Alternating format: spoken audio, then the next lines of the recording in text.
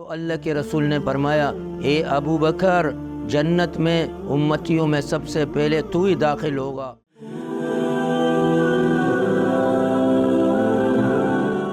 نحمدہ ونصلی علی رسول کریم۔ آج میں حضرت ابو بکر صدیق رضی اللہ تعالیٰ عنہ کی شان میں کچھ عرض کروں گا۔ حضرت ابو بکر صدیق رضی اللہ تعالیٰ عنہ جلیل القدر صحابہ میں سے ہیں، جس کو اللہ کے رسول صلی اللہ علیہ وسلم نے دنیا میں جنت کا بشارت دیا، جو عشرہ مبشرہ میں شامل ہیں۔ یعنی عشرہ مبشرہ جو 10 صحابہ جن کو دنیا میں جنت کی بشارت مل چکی تھی، ان میں حضرت ابو بکر صدیق رضی اللہ تعالیٰ عنہ بھی ہیں۔ اور حضرت ابو بکر صدیق رضی اللہ تعالیٰ عنہ یار و غار و مزار یعنی اللہ کے رسول کے یار بھی ہیں، اور غار کے ساتھی بھی ہیں، اور مزار کے بھی ساتھی ہیں۔ دونوں کے مزار ایک ساتھ، اور یار بھی ہیں اور ان کے ساتھی بھی ہیں۔ جیسے اللہ کے رسول نے جب ہجرت کی کفار کے نرغے سے نکلنے کے لیے، اب ہجرت کرنا تھا مکے سے مدینے کی طرف، تو اس وقت راستے میں جب غار میں گئے تو اس وقت حضرت ابو بکر صدیق رضی اللہ تعالیٰ عنہ بھی ساتھ تھے۔ تو جب سوراخیں بند کی گئی اس غار کے، اب اللہ کے رسول آرام فرمانے کے لیے حضرت ابو بکر صدیق رضی اللہ تعالیٰ عنہ کے ران میں سر رکھا، تو ایک سوراخ کھلا ہوا تھا جس میں حضرت ابو بکر صدیق نے اپنا پاؤں رکھا، تو اس سوراخ کو بند کیا اپنے پاؤں کے ذریعے، تو اللہ کے رسول کا سر مبارک حضرت ابو بکر صدیق رضی اللہ تعالیٰ عنہ کی رانوں کی طرف تھا، یعنی سر رکھا ہوا تھا ران کے اوپر۔ تو اس وقت ایک سانپ نے حضرت ابو بکر صدیق کو ڈسا۔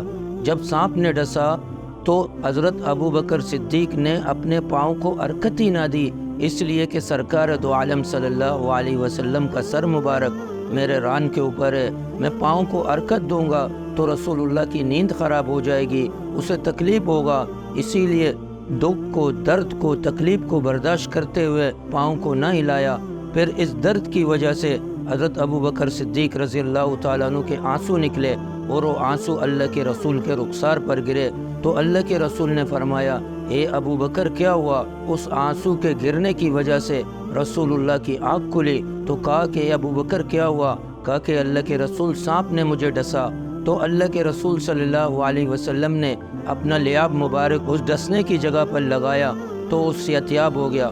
اب اس واقعے سے یہ معلوم ہوا کہ حضرت ابو بکر صدیق کی محبت ایسی کہ ایسی محبت کہ سانپ نے ڈسا لیکن پاؤں کو نہ ہٹایا کہ پیارے پیغمبر صلی اللہ علیہ وسلم کو تکلیف نہ ہو۔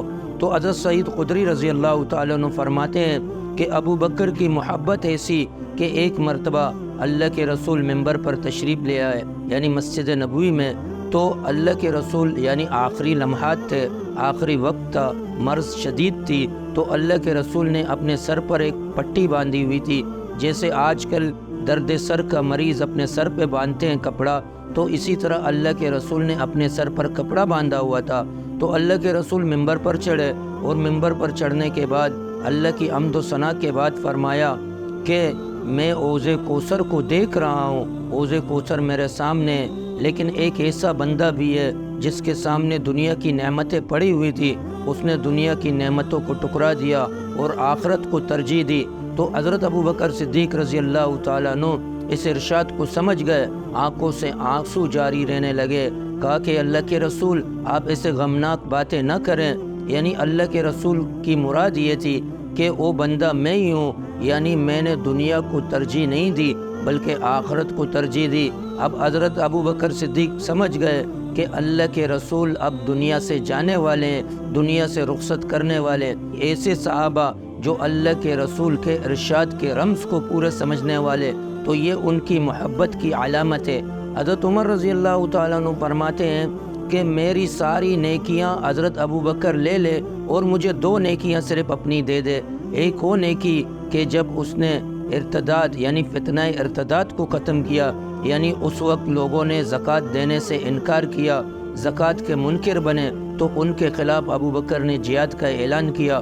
اور دوسرا یہ غار کا واقعہ کہ جب اللہ کے رسول کے سر مبارک حضرت ابو بکر کے ران پر تھے اور اس کو سانپ نے ڈسا، یعنی یہ دونوں نیکیاں مجھے دے دے اور میری ساری نیکیاں لے لے، میں ساری نیکیاں دینے کے لیے تیار ہوں۔ تو حضرت ابو بکر کا بڑا مقام اللہ کے رسول نے فرمایا کہ جب جبریل مجھے لے گئے، میرا ہاتھ پکڑ کے جنت کا سیر کرایا، تو اللہ کے رسول ارشاد فرما رہے تھے، تو ابو بکر نے عرض کیا، اے اللہ کے رسول میں بھی آپ کے ساتھ ہوتا؟ تو اللہ کے رسول نے فرمایا، اے ابو بکر، جنت میں امتیوں میں سب سے پہلے تو ہی داخل ہوگا۔ یعنی یہ مقام ہے ابو بکر کا کہ اس کو اللہ کے رسول نے عتیق کا لقب دیا، یعنی آزادی، جہنم سے آزادی اور جنت کی بشارت اسے مل گئی۔ یہ ہمارے لیے مشعل راہ ہیں کہ ہم ان کے نقش قدم پر چلے۔ اللہ عمل کی توفیق عطا فرمائے۔ وآخر دعوانا الحمد للہ رب العالمین۔